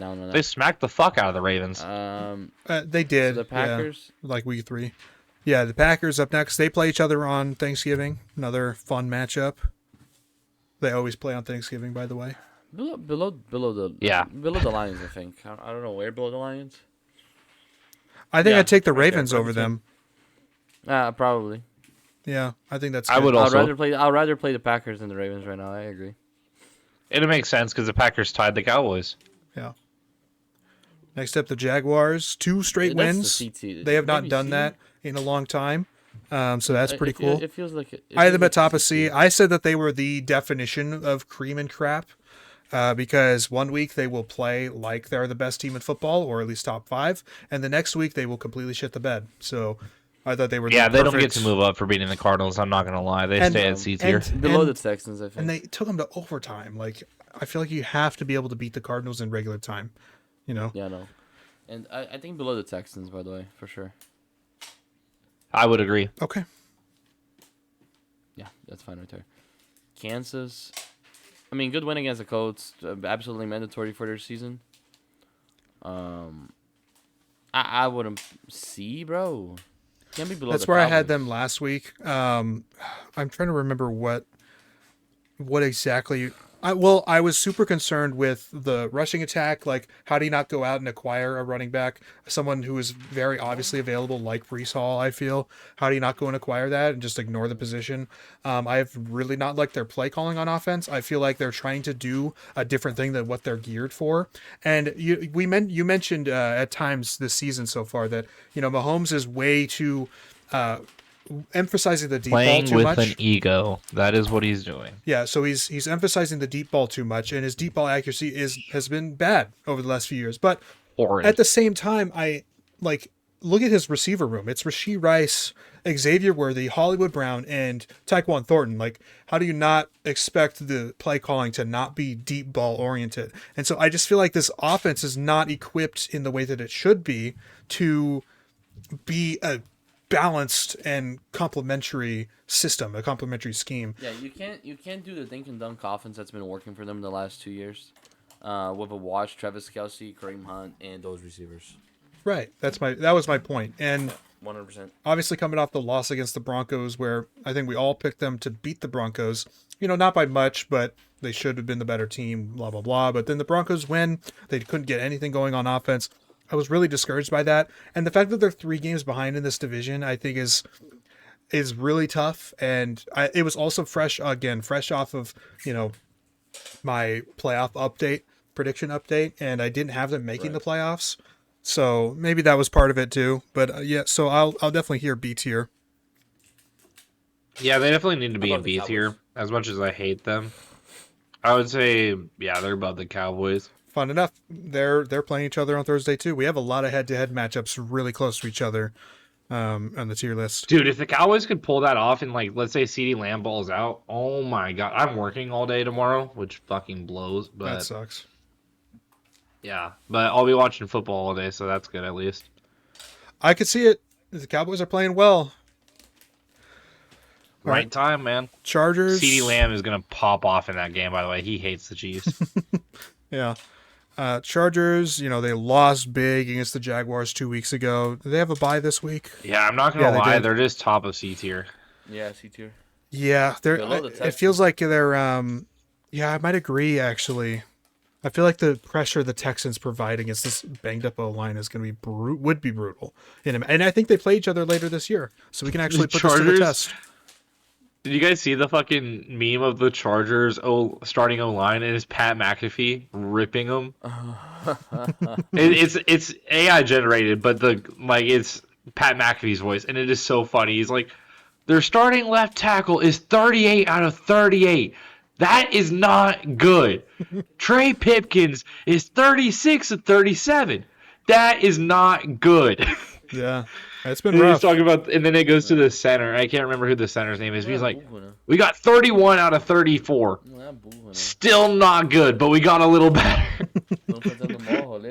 It's kind of funny because this was supposed to be like, obviously with The Joel O-line. and with Slater, but it was supposed to be a stalwart O-line. Like nothing was getting through them. It has not been the case, and it It's goes been to injured show, to I fuck, think, though. how much having a good tackle duo kind of props up the interior. I feel like in a lot of cases, especially in a widespread offense like they've been running this year with how many receivers that they have. Even just having one really good tackle, because when Alt went down, it got even worse. Because when Alt was there, they weren't even playing that horrible. Yeah. But yeah, since Alt's gone down, it's been bad. I think the reason I say this is because there are other examples of 2 high-end tackles that prop up an interior O-line. Like I'll actually point to the Niners as an example. Trent Williams, after a slow start to the season, has played really well in recent weeks. And credit where credit's due. Colton McKivitz, he loses the speed all the time, but he's actually held up his own against any other type of pass rush. And he's been a pretty decent run blocker too this year. So credit where credit's due for him, But again, that props up a really bad interior, I think. Anyway, we've talked about the Niners so much. I will. I'll stop. We got the Steelers and You're good, Bucks dude. I remaining. talk more about the Niners than my God. The Steelers beat the Bengals, so we gotta. I think they'd beat dude, the they Panthers. lose to the Panthers, probably. though, You don't think they? so? I don't know. Fuck the Steelers, I think so. bro. Throw them in F tier, bro. Their season's cooked. No, you know what? I think that I would take the Panthers. This defense is their not season's good. Cooked. The defense is not good, and it's kind of funny the strip sack safety They are fumble the thing that definition happened. Of F is for family because fuck football. That I- is the literal I wish I could, Vitor. I really wish I could. And maybe they lose out and we can put them there at the end of the season. That would be awesome. Can Mike Tomlin get fired if he has a losing season? Imagine I if mean, that no- was the barometer this whole time. You finally got a losing season. There's the door, buddy. He goes 8-9 and gets canned. 8-9 gets canned immediately. The second that they lose that ninth game, fired. That would be something. Next up, the Tampa Bay Buccaneers. Yeah, B for Top bacon. of C tier? Not even B for bacon. It's got to be C tier. And it's got to be like Yeah. right behind the Panthers, In maybe. front of the Steelers, yeah, and that's it. I think that's it, yeah. Now, Yep. we've had a very balanced tier list in recent weeks, and this one's a little unbalanced. So is there anything that we want to It do? looks like the state of Georgia. Yeah, I guess so. If it was squished a little bit, yeah. Georgia sandwich. But is there anything we want to do to put another team in A tier here? Well, you can put the Dolphins because A's for HN. But then we'd have to move a team to D. Oh, that's what you want. If You we want were the to Steelers move to go any down. team into, if we were to move any team into A tier, it would have to be the 8-win Chicago Bears. You might be right, but the Eagles have 8 wins too, don't they? I thought they were 7-win team. Head to head, if they play right now, I think they're 8-3. I think they're both 8-3. 8-3. Yeah, both of them are 8-3. Yeah, Bears are more impressive as of late. Okay. Acabando aqui, eu levo pra sala. Well, there we go. That's our tier list. Beautiful. Tá bom. Não vou demorar aqui, não. 1 second. Any studs and duds? Vou ajeitar o tapete. For last week, I didn't watch too much football. I was working a lot of the time. Fair enough. But just doing a quick observation of the games that I did watch, I would have to say stud of the week is Myles Garrett, because obviously, and dud of the week is the Raiders organization. Fair enough. Fair enough. My stud will be, I already mentioned him, Jair Brown. I mean, unreal game from the safety position. And frankly, like, I would give it to Malik Mustafa as well. Did not really show up on the stat sheet as much as Brown, but that was the best collective game from 49er safeties that I've seen in years at this point. It's the first time that they've been the strength of the defense in a game since this regime took over, probably.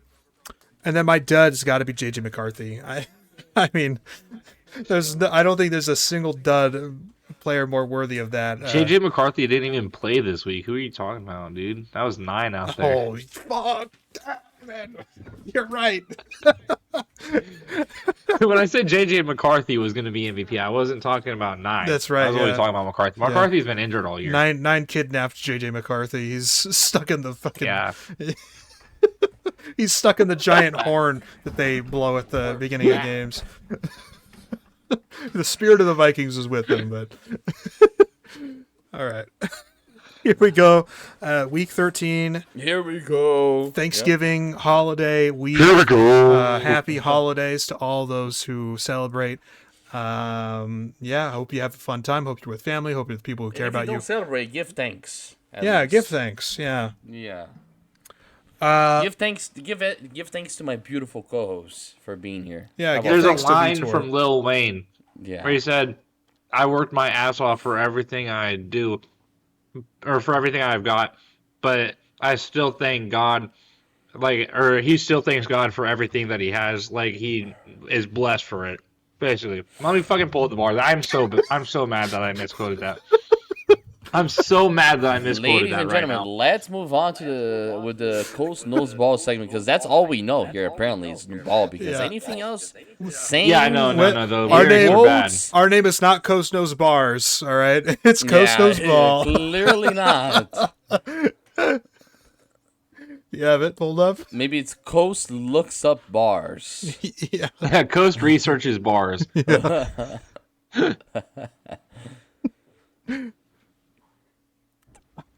Talk about something else so I can find Okay. this on a right. No, I'm non-awkward watching you moment. do it. I'm Thursday, watching you do it. Thanksgiving football. We've got 3 games, as we always do on Thanksgiving. First up, actually, I think that's the late one, but who cares? Bengals at the Ravens. Thursday night football, Thursday day football, maybe. I don't know. Thursday Thanksgiving, Yeah. Thursday night football. Yeah, fuck the Burrow debut. This is Ravens win through and through. All right. Nice, short, sweet, to the point. Jacob. The Bengals are going to win this game because Joe Cool is just that man. But this Are is they gonna only come a back and minor win the division? setback on the Are they gonna Lamar win the Jackson. Huh? Are they gonna come back and win the division? No, the Ravens are winning the Super Bowl. This is just going to be a minor setback for the Ravens. Fair enough. Okay. I am leaning the Ravens right now. I think they're playing gradually better football as they go forward. I'm not too moved by the Joe Burrow edition this week. So, again, it's Thursday. It's a division game. Anything can really happen, but I've got the Ravens. Also, we have to research how much turkey they're gonna eat before the game, right? I think it's valid. Yeah, maybe. Yeah. Well, they will have a feast. The team will have a feast that wins the game. They'll have a feast on the field after. So maybe they won't have any before. Next up, this is actually the Thursday afternoon game. We got the Chiefs on the road in Dallas against the Cowboys. Cowboys always play on Thanksgiving. What you guys got here? Yeah, the Chiefs are winning this. They're Give gonna me be the goddamn Cowboys. the Chiefs are gonna be a nuisance down the road in regards to playoff scenarios, and for that they're gonna win this game. The Chiefs are going to throw 2 interceptions because they refuse to accept that the deep ball is not working. Okay. Okay. Another really tough 50-50 game. I might change my pick last minute, but I am leaning the Chiefs right now. I just have a feeling that they could go on a mini run here, especially after how they looked last week in that fourth quarter. I think that is a good sign for them. Although I think the Cowboys are also equally as capable of making a run here in a potentially weak NFC wildcard race. Yep. And then this is Thursday morning. The Green Bay Packers at the Detroit Lions. Detroit always plays on Thursday. Green Bay usually plays on Thursday, or on Thanksgiving, rather. What do we got here? I'm leaning Lions. Give me the Packers. Yeah, well, fuck you. We just can't agree, huh? We just can't agree. 0 for 3 here. My God. Okay, give me the Lions. I do think they play a better game than last game. Wait, I'm an idiot. I just picked 3 straight upsets on Thanksgiving.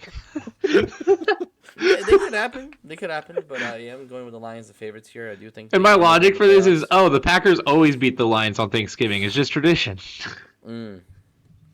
It's not happening this year. The Lions are gonna go to the playoffs this year, and if they lose this game, it's gonna be tough. I don't see it happening though. I've got the Lions as well. I assume if Frank Ragnow plays in this one, then that means he's been in in-game shape, post-retirement. So that could be a good sign for them, though. I just don't know if the Packers have the capacity to stop Jahmyr Gibbs at this point in the season. Bless you. And the Packers, I'm just not bought in with this offense whatsoever. Jordan Love finally played a good game against the Giants, but it has not been. It's been very few and far between with his good performances. Oh, and the whole running backs not repeating years thing is definitely happening with Josh Jacobs. This guy has fallen off a lot this season. But he hasn't been healthy either, and he's not healthy for this one. I think that could be a big deal too. All right, Black Friday game. We got the Chicago Bears on the road against the Philadelphia Eagles. I'll start this one. Oh man, it's another freaking tough game. Like the NFL did a great job, I hope, with these primetime games for the holiday weekend. But I am leaning the home team. I hope I get here. a Black Friday deal on nail painting. Maybe that could be a good option for those nail companies and nail salons nationwide. But I am leaning the Eagles It's a here. great They're at marketing home. campaign. It is a tough home field, I think, and the Bears have they. You've been a lot more impressed with their pedigree or their reputation so far than I have. I think they're a good team and obviously very well coached, which is why they're able to win close games. But at some point, you're going to lose another close game. So I think this could be the one. I am impressed Give by me the the Bears. Bears. It is a team that this is kind of a team that I've expected. Not necessarily this. Maybe they're surpassing my expectations. But this is a real test, and this is a gritty, thick skinned team. In the Eagles playing in the link. I'll have the Eagles, but if the Bears win this, then they're legit. I think. Player to watch is Gervin Dexter. Okay. Next up, the Jacksonville Jaguars on the road against the lowly Tennessee Titans, who clawed their way back against the Seahawks, even though it was never really going to be a competitive game. But they did end up with one score difference. Could they upset the Jaguars this week? Jacob, let's hear it. I have zero faith in them to upset the Jaguars. As bad as the Jaguars have been and inconsistent as they have been, this is a game they win. They're going to be a 7-win team after this week, and I got the Jags. Or an 8-win team after this week, and I got the Jags. Jacob, what is it with you and I today? Why are you picking the Titans? That's not my fault. This smells like upset, and I'm doing it. I think this is a game where the Jags shit the bed. The Titans have to win another one eventually, and I'm counting on it to be this one. Okay. I can't in good faith not pick the Jaguars in this one because they are very much the better team. But for that very reason, I do think that the Titans are very capable of upsetting you. It has those feels, and based on how the Jaguars have played in recent weeks as well, you just feel like, man, 3 wins in a row just seems like a lot right now for Jacksonville. And this would be like the most Jacksonville of losses of all time if they lost to the Titans in Tennessee. Which is why I'm picking. Speaking of the most this team losses of all time, I was actually moving over to the right, but I was going to say the Saints are going to be upsetting the Miami Dolphins off the bye week at Miami. We really cannot agree on anything. Listen, this would have been a really fun game if we were both full-on tanking at this point. The Dolphins. No, it's not going to be fun because Tyler Shuck is going to win, and we're both going to be pissed. Something like that. Yeah, but I'll have Miami on this one. Waddle 150-plus game. Yeah. Chris Olave is going to show Jalen Waddle what a good receiver looks like. Right. Would you take Waddle for Olave and a first? Fuck no. Okay. The Saints Olave, first is in the top 10, you dumbass. Okay. Olave in a second. I wouldn't trade my first round pick straight up for Jalen Waddle. Okay, Olave is the other receiver one. You can stay with him. Fair enough. I actually think that if Kamara was in this game, this could be a type of game that you see, 2 bad teams playing each other. One's off the bye. Like, could the Saints catch them by surprise? But the fact that Kamara's out of this game really discourages me from making that decision. So I'm going to pick the Dolphins here at home. Lovely. Next up, the Indianapolis Colts, or actually, no, the Colts are playing, but I usually start with the road team. The Colts at home hosting the Houston Texans off a mini bye from playing from Thursday night. I think this is a really tough one. And as I said earlier in the power ranking segment, there could be a 3-headed race for this division, especially if the result in this game, it goes the wrong way for the Colts. Let's hear it, guys. What do you guys think? I think the Colts rout them. I think this is a snot pounding. Okay, wow. I do think the Texans defense could, play a trick, but I think the Colts defense is going to do enough as well to keep them in the game, and then the offense is just going to find the extra play. And I don't even think it's that necessarily that the Colts are significantly better than the Texans are right now. I just think that this feels like a game where the Colts are about to just erupt. I'm not going to lie. Yeah. Mm-hmm. I think I agree. My main hesitance is I'm going to be picking the Colts, but my main hesitance is the pass rush of the Texans making Daniel Jones uncomfortable. And we've seen in recent weeks, if you can make Daniel Jones uncomfortable, he is much more prone to making mistakes.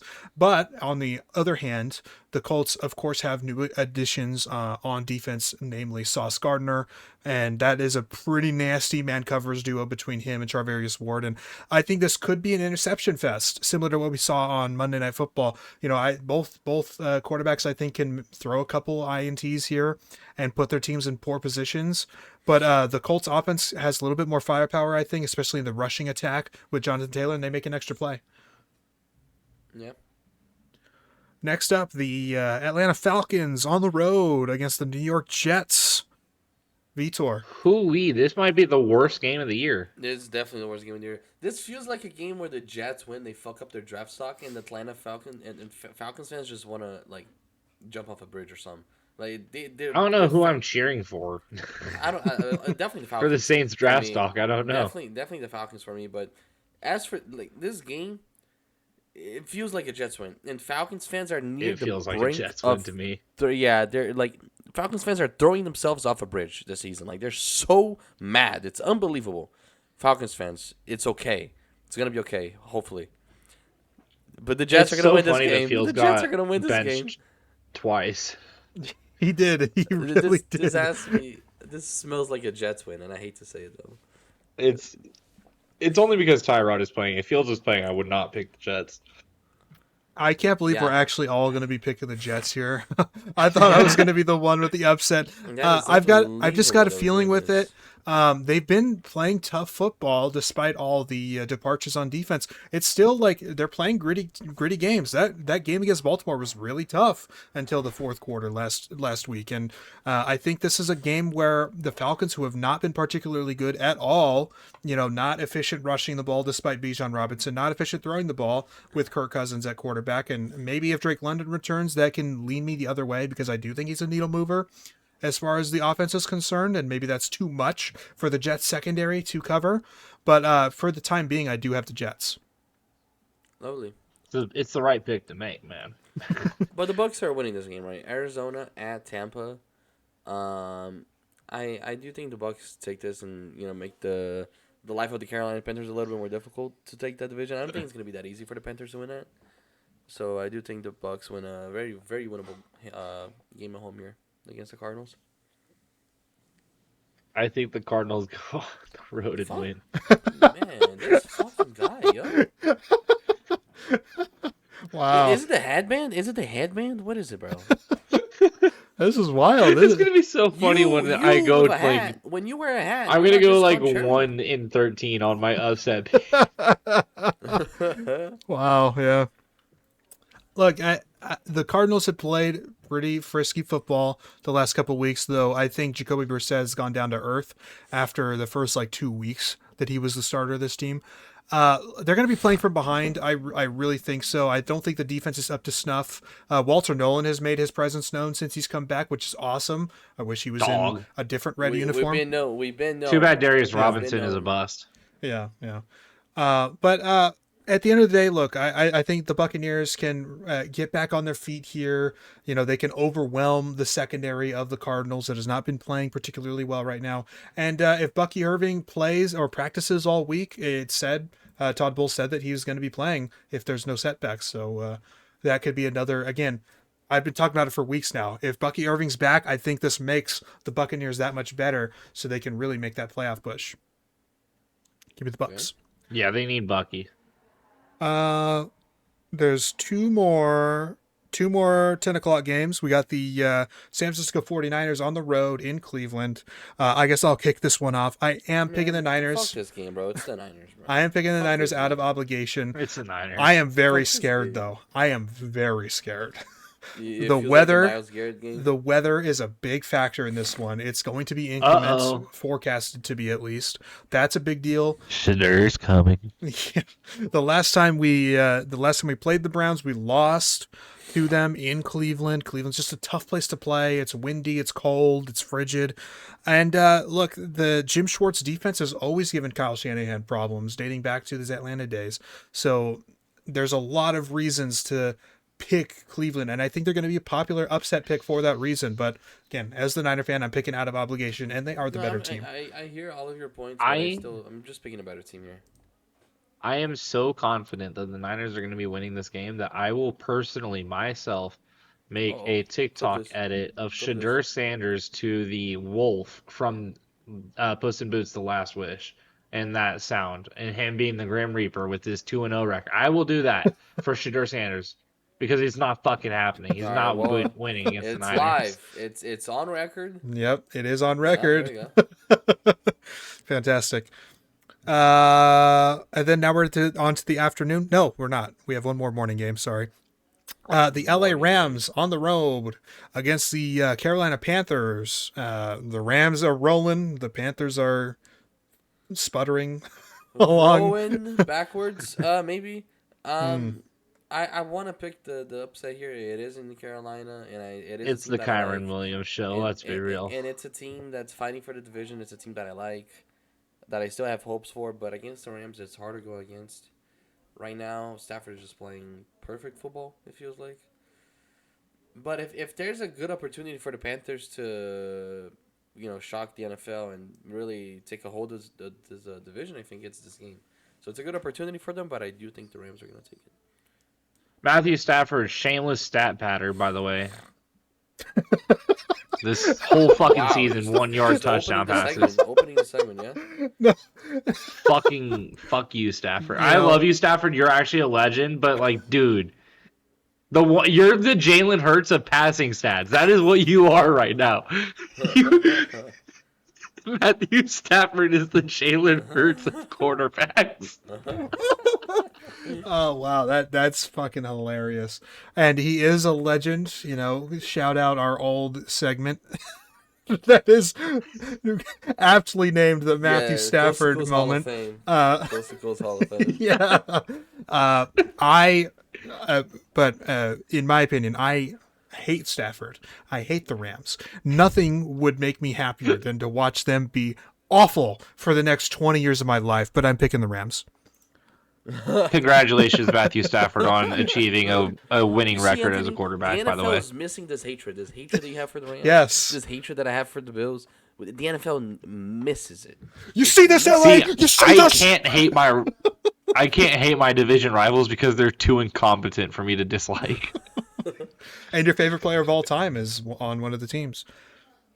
Yeah, that is just, Potentially two Sorry. of them in the future. What if Kyler Murray, leaves Arizona and goes on the Falcons or the Panthers, takes over their quarterbacking job? I would like him on the Panthers. That would be something. Like, I think that's a good fit. Yeah. But It's not gonna happen though. I mean, it could. Bryce is gone after this year. If they miss playoffs, he's gone. I think so too. That bad? He hasn't been he's had good games. He hasn't proven anything, bro. He's It's had been good 3 games, years. but yeah, he's not putting together like a consistent string of games. You think they pulled the plug? It's also not an elite upside talent here. Bryce Young has always been a guy who's like, okay, his peak is like Just the solid, 10th best quarterback in the league. I think the reason why he moves on is because it's going to be all right, Dave, this is this is your Dave offense. has 2 years left. had Are you 2 gonna? years. Do you want to? Exactly. Do you want to get fired now because you won't move on and we'll just move on anyway? Or do you want to move on yourself, pick your quarterback out of free agency or in the draft and go from there, I don't know. What I'm hearing is that Tua is a Panther.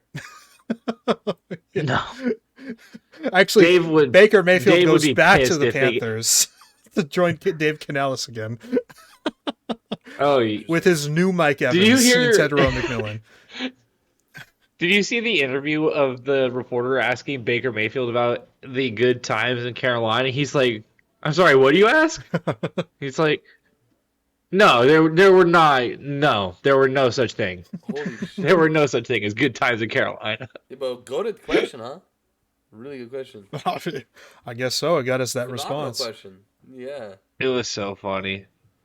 Yeah, the reporter knew what they were doing, right? Like, come on. Of course. They're trying Oh, to get yeah. a clip. What a question. Journalism's dead. Oh, dude, the funniest fucking no, dude. There was a GOAT reporter in California this past weekend. So the USC football team got their butts whooped by Oregon, as we all knew they would, because Lincoln Riley is a mid coach. He's not a fucking elite coach like everyone thought he was when he was with Oklahoma. He got carried by us. Anyways. He gets his ass kicked by Oregon, and during the game, the Oregon fans in the stadium are cheering "Extend Lincoln Riley."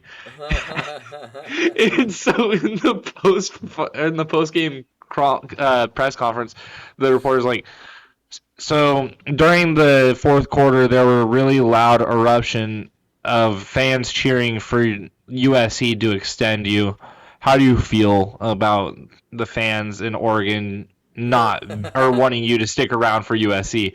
And he's like, that has to be the worst question a reporter's ever asked me. I mean, there's a professionalism that you expect whenever you come in here. I mean, how do you still have a job? That's exactly word for word. exactly Not what even the journalist I did wanted. not What a change what question. he said. What a question. That is what Lincoln Riley said to that guy.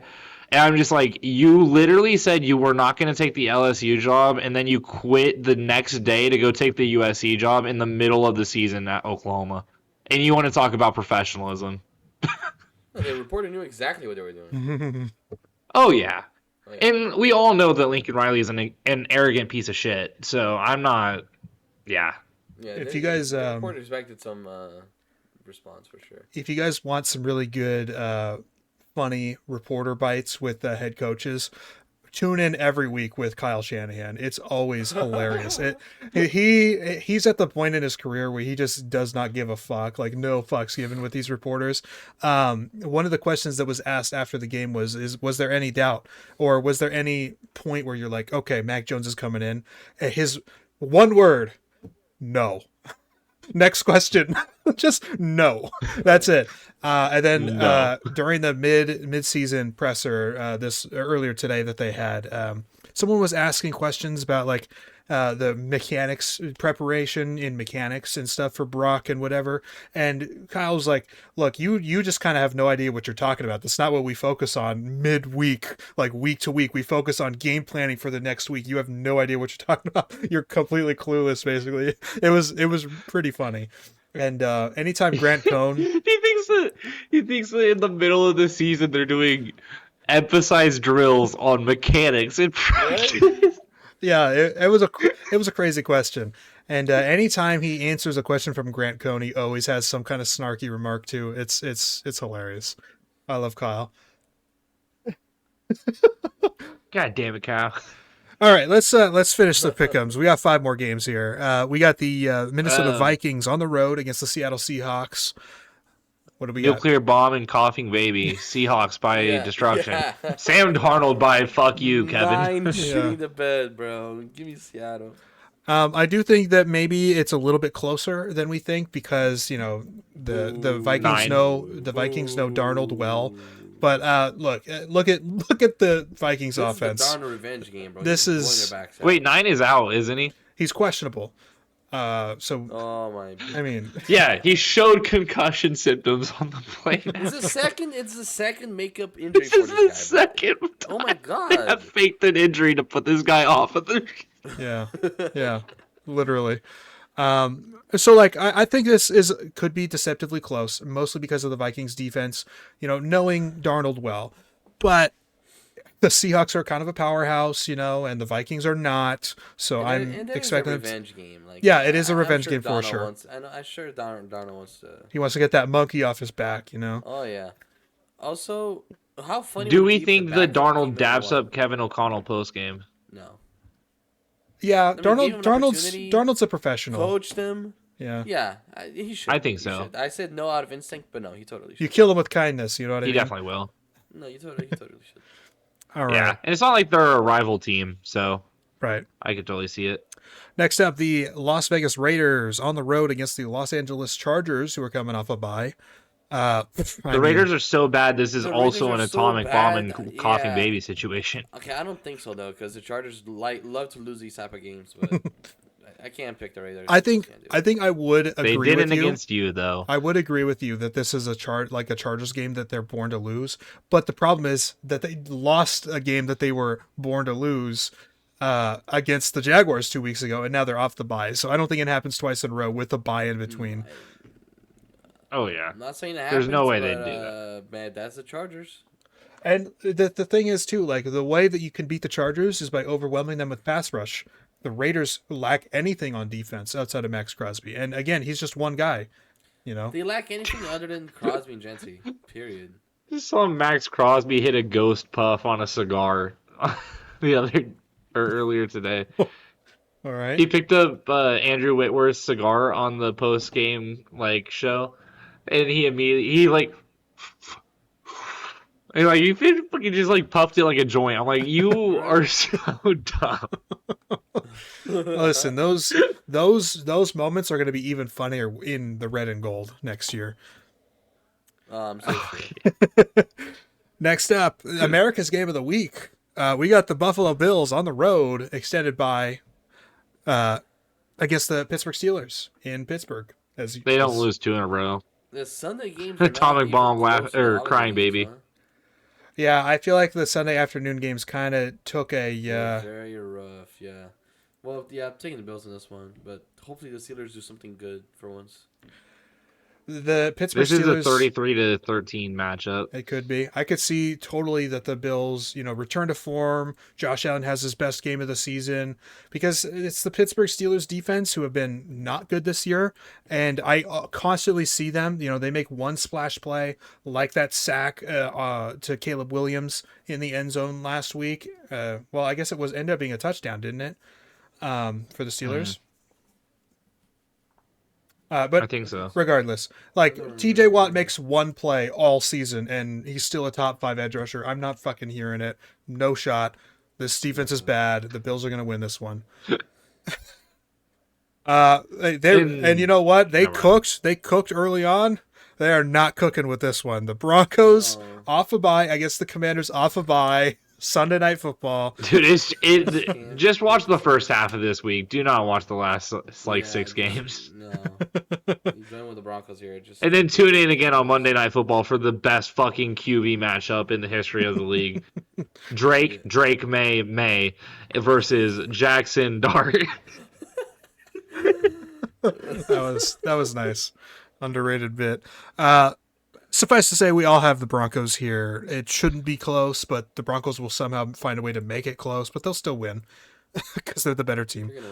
And then I can see Broncos dominating this game and winning by a lot just off defensive touchdowns. They could. This is the game where the Giants expose the Patriots as the frauds that they are. Oh. Against the quarterbacks that can run. I think that this is true. I think Jackson Dart actually gets a couple rushing touchdowns in this game, but the Patriots still win. It would be fun. Yeah, I'm gonna be eager to watch this game. No, I do. I do think that this game will be deceptively close. I said as much about the Detroit New York Giants matchup last week. I said deceptively close game. I still have Detroit in this one, and I've got the same thing again. I've got the same result. I think the Giants are a tough out, despite being 2-10 and being the first team eliminated. This team is better than their record. They play with heart. I think they like Mike Kafka a lot, which is why he should stick around as the head coach or at least come back to offensive coordinator because this is a good team and they want to win games. And okay, they're not a good team. I got a little carried away there. They're a tough team that wants to win games. Do they really want to win games? I that think Cowboys so. game says otherwise. Yeah, fair enough. But again, I do think this is close. I think this is a 1-score game, but I'm going to lean with the team that's only lost 2 games on the year. As a matter of fact, they have opposite records. So there we go. Valid. Okay, well, those It are our would be pick'ems. really funny for the Giants of all teams to beat the Patriots. It would be hilarious. Yeah. It would be just honestly not even a shock. No, but it'd still be It would funny. be a little poetic. Yeah. Oh yeah. But they were. So That would that's be the watching Coast crowd. Nose Ball pick'ems, dude. Yeah. Oh yeah. I gotta say, guys, Another week of success. we didn't get a chance to record together last week. It was me flying solo, and I don't think I did too well. And you guys weren't there to rein me in on some of my rants. He missed us. But this was a fun recording. I gotta say, this was a really fun session here. So yeah, if you guys agree there at home, please let us know in the comments. Share any of your thoughts on anything that we talked about today. Share your thoughts on what you think about each game, like who you think is going to win, maybe a bold take or anything like that. And of course, stick around for more if you enjoyed what you saw here by subscribing. And give thanks. Yes. To this beautiful man in black here, and this beautiful man in blue. Me not so much. I'm just here. Shucks. Okay. And then to you guys as the well. guy with the best hair in the house is talking about how we're beautiful. Yeah, get it. Yeah, fucking right. Yeah. Check it out. Mm-hmm. But above us three, right? thanks to the viewers and happy Thanksgiving. Yeah. Make sure you eat well. I'm fasting. I haven't eaten since I don't know, fucking it's 11. I haven't eaten since 6. I'm not eating anymore today. I'm not eating until tomorrow at 8, and I'll go crazy. Yeah, there you go. All right. Thank you all so much, and we'll There's see nothing ya. against cigarettes when you're fasting, right? What's that? Um, There's nothing against a good old cigarette when you're fasting, right? Yeah, yep. That's what I've been taught. all right. Well, thank you all so much for tuning in, and we'll see you next time. Peace. Goated.